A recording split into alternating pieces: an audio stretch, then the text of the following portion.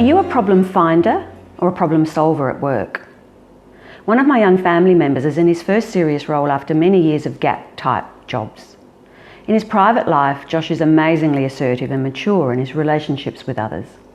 Yet last week, for the second time, he entertained me with some amazing stories about the bad behaviour of one of his workmates. What struck me was that Josh had no intention of trying to solve any of these issues, even though they were making him miserable, and even though the behaviour of his workmate had the potential to damage him at work. Josh's focus was on getting sympathy from his listeners. Where am I going with this? Most of us need a sounding board at work, someone we can trust, someone we can offload on. Apart from this one person, however, I recommend that to everybody else you have the reputation as a problem solver, not a problem finder.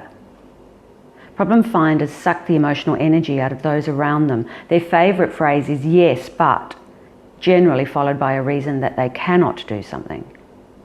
And after a while, people avoid them. They lose respect and do huge damage to their careers. Many years ago, during Adelaide's awful recession, I worked with somebody who took ages to find another job. His situation was quite dire, but no matter how I presented it, he struggled with the idea of networking as a job search strategy. I thought it might be partially caused by some deficit in my counselling skills, so I went off and studied William Glasser's choice theory. I found it very beneficial in many ways, in particular in relation to the issue of control. Coming back to Josh, I asked him a simple question. Can you control what your workmate does? Somewhat reluctantly, he answered no. I then asked him to think through 3 actions he was prepared to take to solve his problem.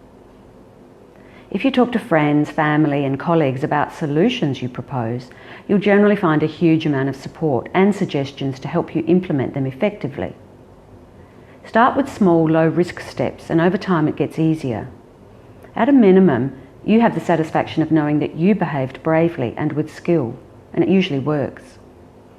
From a career perspective, others are more likely to recommend you for interesting roles as they arise, because their reputation will be tied up with you, and you will be viewed as a positive, can-do type person.